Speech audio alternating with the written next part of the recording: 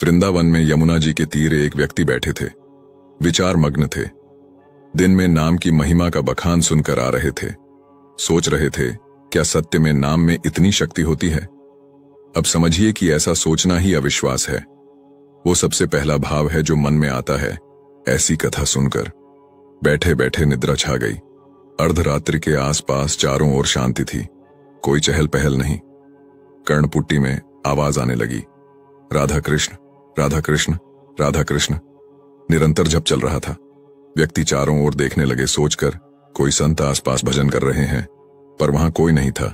उठे, थोड़ा इधर उधर देखने लगे, लेकिन कोई नहीं था। रात भर कौतुकी मन अनुसंधान में लगा रहा, किंतु कोई मिला नहीं। प्रातःकाल सूर्योदय से पहले कुछ संत स्नान को आने लगे। एक संत ने उत्सुक सज्जन को देखा और मुस्कुराते हुए बोले, क्या बात है बेटा, इतने परेशान क्यों हो? क्या खो गया तुम्हारा? सज्जन बोले, बाबा रात भर से परेशान हूं, लगातार राधा कृष्ण सुन रहा हूं, किंतु ये आवाज कहां से आ रही है पता नहीं चल रहा। बाबा बोले, बेटा वृंदावन नाम सिद्ध संतों से अटी है। वृंदावन की भूमि स्वयं नाम जप करती है, इसमें भला क्या अचरज? कान लगा धरती पर और सुन। जैसे ही व्यक्ति ने धरती पे शीश रखा और कान ने वृंदावन की रज को स्पर्श किया, तो वो नाम जप जोर से और स्पष्ट रूप से सुनाई देने लगा।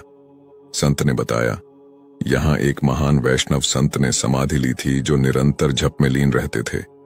बाबा तो नित्य निकुंज सेवा में चले गए, किंतु उनकी देह आज भी पिछले 70 से 80 सालों से नाम जप में ही लीन है। ये कोई आश्चर्य नहीं। चलो मां को प्रणाम कर स्नान कर लो, फिर भोग आरती के बाद प्रसाद पाकर जाना। ये सत्य है, कोई भी इसको आज भी महसूस कर सकता है। आप सभी ने निधिवन के बारे में आप सबने सुना ही होगा। निधिवन में शाम ढलने जाना वर्जित माना गया है। जो लोग भगवान में विश्वास रखते हैं, उनका यह मानना है कि निधिवन में शाम के समय श्री कृष्ण और राधा रानी सभी गोपियों के साथ रास रचाने आते हैं। उनकी इस रास लीला में कि व्यवधान न हो, इसलिए यहाँ रात के समय भक्तों के आने पर मनाही होती है। यहाँ तक कि निधिवन के आसपास रहने वाले लोगों ने अपने घरों की खिड़कियों पर ताले लगा रखे हैं, ताकि उस जगह को गलती से भी देख न सकें।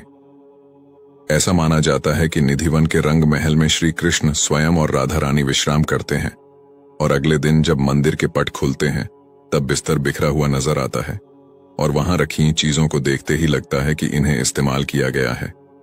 ऐसा माना जाता है कि निधिवन में जितने भी वृक्ष हैं, वह सभी गोपियों का रूप है। यही कारण है कि वहां के वृक्ष सीधे नहीं, बल्कि जोड़े में अलग अलग मुद्राओं में हैं। इन वृक्षों की विधिवत पूजा की जाती है। सिर्फ निधिवन ही नहीं, बल्कि वृंदावन में जितने भी पेड़ हैं, सभी गोपियों और आर्शियों के रूप हैं। इसलिए जोड़े में पेड़ हो या अकेला पेड़ सीधा नहीं होगा, बल्कि किसी न किसी तरफ में मुड़ा हुआ होगा। वृंदावन के वृक्षों को लेकर यह मान्यता है कि वृंदावन के वृक्ष को जल चढ़ाकर पूजा जाए तो इससे भगवान श्री कृष्ण की कृपा बरसती है और आर्शियों का भरपूर आशीर्वाद भी मिलता है। वृंदावन बिहारी लाल की जय।